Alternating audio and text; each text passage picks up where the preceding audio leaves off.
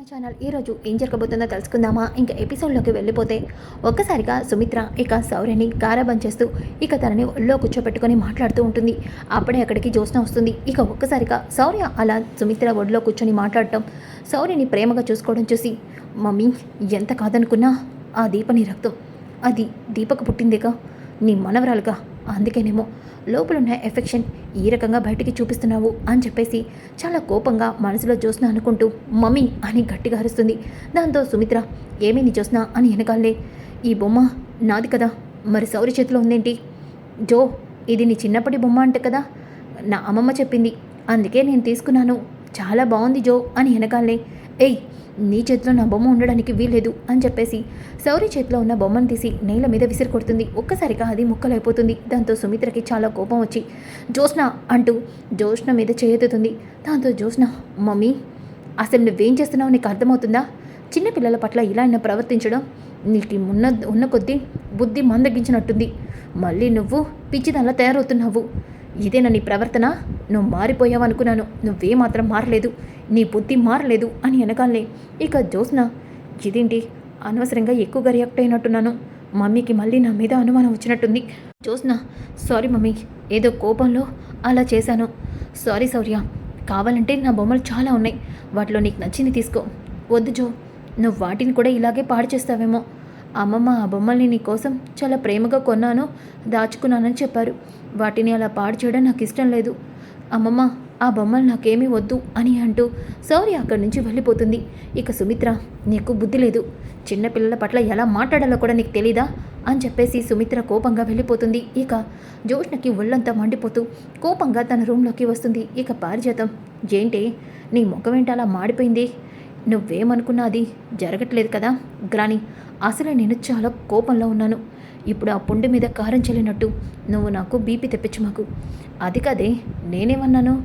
అయినా నువ్వు ఆ కార్తీక్ గాడు దీప చేతిలో బాగా ఇరుక్కున్నావు, వాళ్ళని ఏం చేయాలో తెలియక నా మీద పడుతున్నావా? గ్రాని, బావకి ఆ దీపకి నేను ఎలా అయినా సరే చుక్కలు చూపించాలని చెప్పేసి ఎలా అయినా ఏడిపించి చుక్కలు చూపిద్దాం అనుకున్నాను, కానీ ఇక్కడికి వచ్చినప్పటి నుంచి సీన్ అంతా రివర్స్ అయింది. వాళ్ళే నాకు చుక్కలు చూపిస్తున్నారు. వీటన్నిటికీ నేను పునఃస్టాప్ పెట్టాలి. ముందు వీళ్ళ గురించి ఆలోచించడం మానేసి, రేపు ఆ గౌతమ్ గాడికి నీకు నిశ్చితార్థానికి ముహూర్తం ఫిక్స్ చేశారు మీ తాత, దాని నుంచి ఎలా బయటపడాలో ఆలోచించు. గ్రాని, రేపు నిశ్చితార్థంలోనే అందరికీ నిన్ను దిమ్మ తిరిగి షాక్ ఇస్తాను. ఆ దెబ్బతో దీప అలాగే బావకి నేను ఏంటో తెలుస్తుంది. ఇంట్లో అందరూ దీపని ఇంకా అసహించుకునేలా చూస్తూ ఉండు. ఏంటి నువ్వు అంటుంది? అవును గ్రాని, నేను రేపు వేసే ప్లాను మామూలుగా ఉండదు, చూస్తూ ఉండు. మన చేతికి మట్టంటకుండా ఆ గౌతమ్ గారిని ఇంట్లో వాళ్ళందరి చీకొట్టి ఈ ఎంగేజ్మెంట్ని క్యాన్సిల్ చేసేలా చేస్తాను, చూస్తూ ఉండు అని చెప్పేసి అంటుంది. దాంతో పారిజాతం, నా మనవరాలు ఏదో గట్టిగానే ప్లాన్ చేస్తుంది, ఈసారైనా అది ఈ ప్లాన్లో సక్సెస్ అయ్యేలాగా దీవించు తండ్రి అని పారిజాతం అనుకుంటుంది. ఇక కార్తీక్ ఈ మాటలన్నీ వింటాడు. ఇక దీప దగ్గరికి వచ్చి, దీప, జ్యోత్స్నని మనం ఎలా అయినా సరే గౌతమ్ గురించి నిజం చెప్పిద్దామని ప్లాన్ చేశాం, కానీ జ్యోత్స్న గౌతమ్ని అలాగే మనల్ని అందరినీ ఇరికించడానికి ఏదో ప్లాన్ చేస్తుంది. ఏంటి కార్తీక్ బాబు మీరు అంటుంది? అవును, ఆ ప్లాన్ ఏంటో ముందుగా మనకి తెలిస్తే రేపు జ్యోత్స్నకి మనమే దిమ్మ తిరిగే షాక్ ఇవ్వచ్చు. మరి ఎలా తెలుస్తుంది కార్తీక్ బాబు? ఎలానా? ఇలా అని వెనకాలే, కార్తీక్ బాబు ఏంటిది?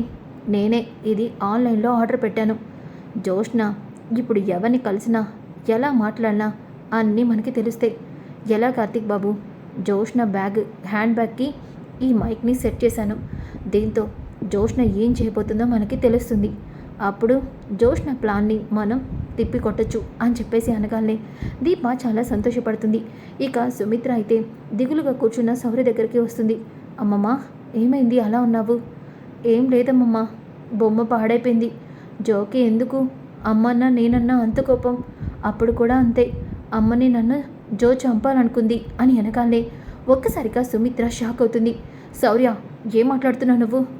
నిజమమ్మమ్మ, నేను చెప్పేది నిజం. అవును, ఆ రోజు అమ్మని ముక్కు మూసేసి రౌడీలతో కలిపి అమ్మని నన్ను చంపించాలని చూసింది జోనే, నా కళ్ళతో నేను చూశాను. అదే విషయం నేను ఆ రోజు అమ్మతో కూడా చెప్పాను. జోకెందుకు నేనంటే అంత కోపం, అమ్మ అన్న ఎందుకంత కోపం అని వెనకాలే సుమిత్రకి ఏమీ అర్థం కాదు. ఒక్కసారిగా సుమిత్ర అయోమయంలో ఉంటుంది. ఇంతలోకి అప్పుడే ఇక తన మెడలో ఉన్న చైన్ని తీసి, అమ్మమ్మ, తాతయ్యకి మొన్న ఒంట్లో బాలేదని నాన్న అమ్మ చెప్పారు. ఇదిగో ఈ చైన్ ఎవరి మెడలో ఉంటే వాళ్ళు చాలా హ్యాపీగా ఉంటారు. అలాగే వాళ్ళకి ఏమీ కాదంట. నాన్న చెప్పాడు. ఈ చైన్ నువ్వు తాత మెడలో వెయ్యు. ఇదంటే నాకు చాలా ఇష్టం. నేను ఇప్పటి వరకు ఈ చైన్ ఎవ్వరికీ ఇవ్వలేదు. కానీ తాతయ్యకి ఇస్తున్నాను. ఎవరిచ్చారు ఈ చైన్ నీకు? ఇది నాన్న నాకు ఇచ్చాడు. నాన్నని చిన్నప్పుడు ఎవరో ఒక అమ్మాయి నీళ్ళల్లో పడితే కాపాడిందంట. తన్ని తన ప్రాణదాత అనేవాడు. ఆ అమ్మాయిదే ఈ చైను అని వెనకాలే ఒక్కసారిగా సుమిత్ర షాక్ అవుతుంది. అప్పుడే కార్తిక్ ఈ మాటలన్నీ వింటాడు. ఇక రౌడీ, అమ్మ నిన్ను పిలుస్తుంది, నీకేదో పెడుతుందంట, వెళ్ళు. అవునా నాన్న అని చెప్పేసి అక్కడి నుంచి వెళ్ళిపోతే ఇక సుమిత్ర ఆ చైన్ని తీసుకొని, కార్తీక్, ఈ చైను ఏంటత్తా ఇంకా అలా చూస్తున్నావు? నీకు గుర్తుందా? చిన్నప్పుడు నేను గుడికి వెళ్ళినప్పుడు జోష్న పూలు కొయ్యమందని కోనేట్లోకి దిగాను. అప్పుడు ఈతరక్క నేను కోనేట్లో మునిగిపోయాను. నీ కూతురు అక్కడే నుంచొని నన్ను చూస్తూ ఉంది, కానీ కాపాడటానికి ఏమాత్రం ప్రయత్నం చేయలేదు. కానీ అప్పుడు జోష్న ఆ వయసున్న అమ్మాయి వచ్చి కోనేట్లో దూకి నా ప్రాణాన్ని కాపాడింది. నీకు గుర్తుందా? నాకెందుకు గుర్తులేదు? నాకు ఇప్పటికీ గుర్తుంది. ఆ అమ్మాయి ఎవరో కానీ చాలా మంచి పిల్ల అత్త. ఆ మంచి పిల్ల ఎవరో కాదు, దీప. ఏంట్రా నువ్వు అంటుంది? అవునత్త, ఆ రోజు దీపే నా ప్రాణాల్ని కాపాడింది. దానికి సాక్ష్యం ఈ చైను దీపకి వాళ్ళ నాన్న చిన్నతనంలో మెడలో వేశాడంట. అప్పుడు దీప నన్ను కాపాడినప్పుడు ఈ చైను నా దగ్గరే ఉండిపోయింది. ఈ మధ్యనే ఈ చైన్ దీపదన్న విషయం నాకు తెలిసింది అత్త. నేను చిన్నప్పుడు ఏమవుతానో కూడా దీపకు తెలీదు. తన పసి వయసులోనే నా ప్రాణాన్ని కాపాడింది. అలాగే దీపకి నీకు ఏ సంబంధం లేదు. కానీ గుళ్ళో నీ మీద రౌడీలు అటాక్ చేస్తుంటే దీప వచ్చి కాపాడింది. అలాంటి దీప ఒకరి ప్రాణాన్ని ఎలా తీస్తుందనుకుంటున్నావు? చెప్పద్దా? ఊహ తెలియనప్పుడే నా ప్రాణాన్ని కాపాడిన దీప, నువ్వెవరో కూడా తెలియని నీ ప్రాణాన్ని కాపాడిన దీప మావయ్య ప్రాణాన్ని ఎలా తీస్తుంది అత్తయ్య? ఒక్కసారి ఆలోచించత్తయ్య అంటూ కార్తీక్ ఆ చైన్ తీసుకొని వెళ్ళిపోతాడు. సుమిత్ర ఒక్కసారిగా, దీప తను ఏంటో నాకు తెలుసు. దీప మంచితనాన్ని చూసే కదా దీపని కాపాడాలి అనుకున్నాను. మరి దీప నిజంగానే ఆయన్ని చంపాలనుకుందా? లేదంటే నేనే నిజంగా భ్రమపడ్డానా? దీప ఆయన్ని చంపడం నా కళ్ళతో చూశాను. అలాగే నా కూతుర్ని కొట్టడం కూడా చూశాను అని సుమిత్ర అనుకుంటుంది. ఇంకా ఒక పక్కన జోష్న అయితే ఇక ఫోన్లో ఎవరితోనో మాట్లాడుతూ ఉంటుంది. అప్పుడే కార్తిక్ తన్ని మైక్ని ఆన్ చేస్తాడు. ఇక జోష్న, గుర్తుంది కదా, రేపు రమ్య నా నిశ్చితార్థానికి రావాలి. అలాగే రమ్య గౌతమ్ గురించి అన్ని నిజాలు బయటపెట్టాలి. సరేనా? తప్పకుండా మేడం, నేను చూసుకుంటాను అని అంటూ కాల్ కట్ చేయగానే ఇక జోష్న, ఇక రేపటితో గౌతమ్ గడి కోల పోతుంది అని అనుకుంటుంది. ఇక కార్తీక్, అమ్మమ్మ చిన్న వరదలా ఏం ప్లాన్ చేస్తున్నావా అనుకున్నాను. రమ్యని తీసుకొస్తున్నావా? తీసుకురా, రమ్య రావాలి, అక్కడే నీ కథ మొదలవుతుంది అని అనుకుంటూ ఉంటే ఇక దీప, కార్తీక్ బాబు, జోష్న ఏం ప్లాన్ చేస్తుందో తెలిసింది దీప. రేపు జోష్నకి పెద్ద ట్విస్టే ఇస్తాను. జోష్న ఆగడాలకి చెక్ పెట్టేస్తాను, చూస్తూ ఉండు అని అంటాడు. ఇంకా ఉదయం అవుతుంది. ఉదయం అయిన తర్వాత ఇక జోష్న నిశ్చితార్థానికి అన్ని ఏర్పాట్లు చేసి ఉంటారు. ఇక కార్తీక్ కూడా పంచ అలాగే పైజామా వేసుకొని హుందాగా రెడీ అవుతాడు. దీప కూడా చాలా అందంగా రెడీ అవుతుంది. పారిజాతం, ఏంట్రా మనోడా, ఈరోజు నిశ్చితార్థం నా మనవరాలకి, నీకు నీ పెళ్ళానికి కాదు, ఇలా ముస్తాబైపోయి వచ్చారు. అదేంటి అలా అంటావు పారు? జోష్న నా మరదలు, దీపకి చెల్లెల్లాంటిది. మరి ఇంట్లో నిశ్చితార్థమైనప్పుడు పనులు రెడీ అవ్వాలా లేదా అని అనగానే, మాటలేనా, ఇంట్లో పనులు చేయడం ఏమైనా ఉందా అని పారిజాతం అంటుంది. అయ్యో పారిజాతం గారు, అన్ని పనులు రెడీగా అయిపోయినాయి. జోష్నకి గౌతమ్ చేతికి వేలు రింగు తోడగటం ఆలస్యం అని చెప్పేసి అంటుంది. ఇక ఇంట్లో వాళ్ళందరూ కూడా నిశ్చితార్థానికి చక్కగా అందంగా రెడీ అయి ఉంటారు. ఇక జోష్న కూడా రెడీ అవుతూ ఉంటే, జేంటే నువ్వు అసలు ఏం చేస్తున్నావో నాకు అర్థం కావట్లేదు. ఆ గౌతమ్ గారితో నీ నిశ్చితార్థం అయిందంటే సగం పెళ్ళి అయిపోయినట్టే. వాడి దరిద్రుడితో నీ పెళ్ళైపోతే నా కన్న కళ్ళన్నీ నాశనం అవుతాయి. ఈ ఆస్తి మొత్తం వాడి వ్యసనాలకే తగలిస్తాడు. గ్రాని, వాడిని నేను ఎలా పెళ్లి చేసుకుంటాననుకుంటున్నావు? ఈ నిశ్చితార్థం ఆగిపోతుంది. అలాగే ఈ నిశ్చితార్థం ఆగిపోయాక ఇదంతటికి కారణం దీపే అంటూ మళ్ళీ దీపని నేను అందరి ముందు ఫోన్లు చేస్తాను. అవునా? అవును గ్రాని, జరిగేదదే చూస్తూ ఉండు అని చెప్పేసి అంటుంది. ఇక గౌతమ్ వాళ్ళ పేరెంట్స్ కూడా గౌతమ్ కూడా వస్తారు. శివనారాయణ, దశరథ అందరూ కూడా వాళ్ళని విష్ చేస్తూ ఇక లోపలికి పిలుస్తారు. హాయ్ కార్తీక్, హాయ్ దీప అని గౌతమ్ వాళ్ళని కూడా పిలుస్తాడు. ఇక ఇంతలోకి నిశ్చితార్థానికి పంతులు గారు కూడా వచ్చుంటారు. ఇద్దరిని పీటల మీద కూర్చోమంటారు. ఇక ఇద్దరు కూడా కూర్చుంటారు. ఇక జ్యోత్స్న గుమ్మం వైపు చూస్తూ ఉంటే ఇక కార్తీక్, ఏంటి జ్యోత్స్న గుమ్మం వైపు చూస్తున్నావు, రావాల్సిన వాళ్ళు ఎవరైనా రావాలా అని వెనకాలే బావేంటి ఇలా అడుగుతున్నాడు, బావకి నిజం తెలిసి అడుగుతున్నాడా లేదంటే నేను అలా చూస్తున్నానని అడుగుతున్నాడా అని అనుకుంటూ ఉంటే ఇక దీప, కార్తీక్ బాబు, జ్యోత్స్న అలా గుమ్మం వైపు చూస్తుందంటే ఎవరో గట్టిగా కావాల్సిన వాళ్ళే రావాలనుకుంటా అని అంటూ ఉంటే అప్పుడే ఇక పంతులు గారు, బాబు ఈ నిశ్చితార్థం ఉంగరం అమ్మాయి వేలికి తొడగండి అని వెనకాలనే అప్పుడే అక్కడికి నిశ్చితార్థం ఉంగరం తీసుకొని గౌతమ్ జ్యోత్స్న చేతికి పెడుతూ ఉంటే జ్యోత్స్న ఇదేంటి, ఈ రమ్యని పంపించమని వాడికి చెప్పాను కదా ఇంకా రాలేదేంటి అని అనుకుంటూ ఉంటే అప్పుడే రమ్య అక్కడికి వస్తుంది. ఆపండి, ఈ నిశ్చితార్థం ఆపండి అని అంటుంది.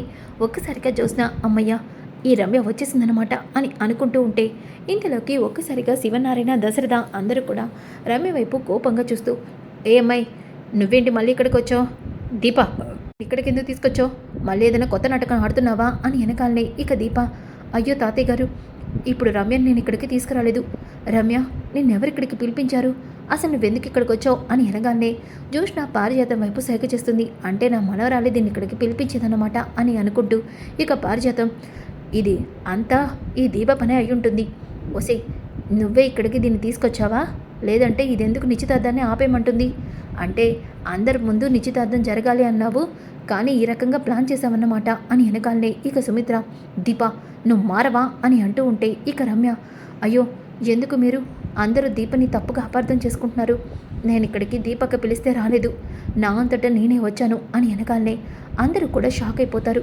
దాంతో ఎందుకు వచ్చావమ్మా, ఆ రోజు గౌతమ్ మంచివాడు కాదని నా కడుపులో బిడ్డకి తండ్రని మీ అందరి ముందు చెప్పాను కదండి, అవును ఆ రోజు అదంతా అబద్ధమని మీ భర్త వచ్చి చెప్పాడు కదా, మళ్ళీ ఏంటి అని వెనకాలనే గౌతమ్కి ఏమీ అర్థం కాదు.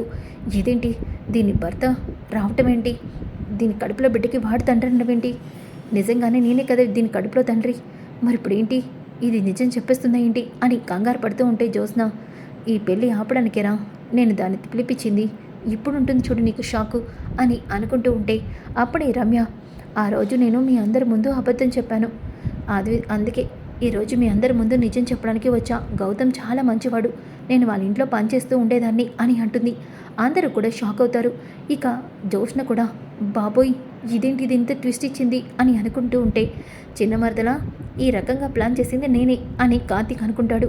ఇక రమ్య, గౌతమ్ చాలా మంచివాడు, గౌతమ్ని పెళ్లి చేసుకుంటే మీ అమ్మాయి జీవితం చాలా సంతోషంగా ఉంటుంది, అందుకే ఇక్కడికి వచ్చాను మీ అందరికీ క్షమాపణ చెప్దామని అని వెనకాలనే గౌతమ్, ఏంటో నా టైం చాలా గుడ్గా నడుస్తుంది, అందరికీ నిజం తెలిసినా అందరూ నాకే సపోర్ట్ చేస్తున్నారు, ఇక జ్యోత్స్నతో నిశ్చితార్థం ఎవ్వరూ ఆపలేరు అని అనుకుంటూ, తాతయ్య గారు, అంకుల్ అందరికీ ఈరోజు నేనంటే ఏంటో తెలిసింది కదా, ఇక మనం నిశ్చితార్థం చేసుకుందామా, జ్యోత్స్న నీ వేలిటివ్వు అని వెనకాలనే ఇక జ్యోత్స్న, ఈ నిశ్చితార్థం జరిగిపోయేలా ఉంది, నేనే ఏదో ఒకటి చేయాలి అని చెప్పేసి, స్టాప్ ఇట్, ఈ నిశ్చితార్థం నాకు ఇష్టం లేదు, జ్యోత్స్న ఏమైంది నీకు పిచ్చి పిచ్చిగా మాట్లాడుతున్నావు అని సుమిత్ర అంటుంది. మమ్మీ ఎవరికి అర్థం కావట్లేదు, దీప అలాగే ఈ రమ్య వీళ్ళందరూ చెప్పిందంతా నిజమే, అవును అందుకే కదా ఈ నిశ్చితార్థం జరుగుతుంది అని శివనారాయణ అంటాడు. అయ్యో తాతయ్య, నేనంటుంది గౌతమ్ మంచివాడని చెప్తున్న మాటలు గురించి కాదు, నిజంగానే ఈ గౌతమ్ మంచివాడు కాదు, అమ్మాయిల జీవితాలతో ఆటలాడుకునేవాడు, అలాగే ఈ నుంచున్న ఈ రమ్య కడుపులో బిడ్డకి తండ్రి కూడా గౌతమే, నిజంగానే వీడు మంచివాడు కాదు తాతయ్య అని వెనకాలే దీప కార్తీక్ షేక్ హ్యాండ్ ఇచ్చుకుంటూ మన ప్లాన్ సక్సెస్ అయింది అని చెప్పేసి అనుకుంటారు. ఇక ఒక్కసారిగా గౌతమ్, జ్యోత్స్న ఏంటిదంతా, నీకంతా తెలుసు కదా, అయినా ఇప్పుడేంటి అంత నా మీద వినడుతున్నావు, ఏయ్ నోర్మి, మమ్మీ వీడు మంచివాడు కాదు, ఆ విషయం నాకు నిన్ననే తెలిసింది, ఈ రమ్య కడుపులో బిడ్డకి తండ్రి గౌతమ్ అనే విషయం నిన్నే నాకు నా ఫ్రెండ్స్ ద్వారా తెలిసింది, అందుకే రమ్యని ఇక్కడికి నేనే పిలిపించాను, కానీ రమ్య ఇక్కడికి వచ్చి ఎందుకు ఇలా చెప్తుందో నాకు తెలీదు, నిజం మమ్మీ, అదేంటి ఆ రోజు రమ్యని దీప ఇక్కడికి తీసుకొచ్చి నాటకాలు ఆడిస్తుంది అని నువ్వే కదా అన్నావు జ్యోత్స్న, మరి ఇప్పుడేంటి రమ్య కడుపులో బిడ్డకి గౌతమ్ తండ్రి అంటున్నావు, అయ్యో బావా, ఆ రోజు నిజంగానే దీప ఇదంతా నాటకం ఆడిస్తుంది అనుకున్నాను, కానీ నాకు నిన్నే తెలిసింది గౌతమ్ మంచివాడు కాదని, అందుకే నేను రమ్యని ఇక్కడికి పిలిపించాను, తాతయ్య, మమ్మీ, డాడీ, నేను చెప్పేదంతా నిజం. ఈ దీప కావాలని గౌతమ్ గారితో చేతులు కలిపి నా జీవితాన్ని నాశనం చేయాలనుకుంటుంది. వీడితో నా ఎంగేజ్మెంట్ చేసి, నా పెళ్లి చేసి, నా జీవితాన్ని నాశనం చేద్దాం అనుకుంటుంది. అందుకే వాడు ఎలాంటి వాడో తెలిసి కూడా కావాలని దీప ఇలా అబద్ధాలు చెప్తుంది. అవును మమ్మీ అని వెనకాలే ఇక కార్తీక్, ఆపుతావమ్మ జ్యోత్స్న, మధ్యలో నా భార్యని ఎందుకు ఇన్వాల్వ్ చేస్తున్నావు? అయినా నా పిల్లం నువ్వనుకున్నట్టేమీ కాదు అని వెనకాలే ఇక గౌతమ్, చాలా కరెక్ట్గా చెప్పావు కార్తీక్ బ్రో అని అంటాడు. దాంతో శివనారాయణ, ఏంట్రను వంటుంది. తాతయ్య గారు, మీ అందరికీ నేను ఒక విషయం క్లారిటీ ఇవ్వాలి. జ్యోత్స్నకి నిజం తెలీదు, తనకేదో ఇప్పుడే నిజం తెలిసిందని మీ అందరి ముందు నటిస్తుంది. యాక్చువల్లీ జ్యోత్స్నకి నేనేంటో ముందే తెలిసే నాతో నిశ్చితార్థానికి ఓకే చెప్పింది. ఏంటి నువ్వు అంటుంది? అవును తాతయ్య గారు, జ్యోత్స్న ఆ రోజు మా ఇంటికి వచ్చినప్పుడు చూడండి, సీసీటీవీ ఫుటేజ్లో దీప రమ్య గురించి నాతో గొడవ పడుతున్నప్పుడు జ్యోత్స్న దొంగచాటుగా ఇదంతా వినది. అప్పుడే తను నాతో పెళ్ళికి యాక్సెప్ట్ చేసింది. అంటే జ్యోత్స్నకి నేనంటే ఇష్టమేమో, అందుకే నా క్యారెక్టర్ తెలిసి కూడా నన్ను పెళ్లి చేసుకోవడానికి ఒప్పుకుంది అనుకున్నాను. కానీ ఇప్పుడు మీ అందరి ముందు ఇలా నాటకాలు ఆడుతూ తప్పంతా నా వైపు చూపిస్తుంది. దీపని ఆ రోజు మీ అందరి ముందు ఫూల్ని చేసింది. ఇప్పుడు కూడా దీపని తప్పు అంటుంది. కానీ జ్యోత్స్నకి నేనంటే ఏంటో, నా క్యారెక్టర్ ఏంటో ముందే తెలుసు అని వెనకాలే కార్తీక్, ఇది నేను ఊహించిన ట్విస్ట్, అదిరిపోయింది ట్విస్ట్ అని అనుకుంటాడు. ఇక ఒక్కసారిగా శివనారాయణ జ్యోత్స్న చెంప పగలు కొడతాడు. తాతయ్య అది అని వెనకాలనే ఇక వెంటనే సుమిత్ర ఆ వీడియోని చూస్తుంది. ఇక వెంటనే గౌతమ్ తన పేరెంట్ని తీసుకొని ఈ నిశ్చితార్థం చేసుకోకపోవడం మంచిది.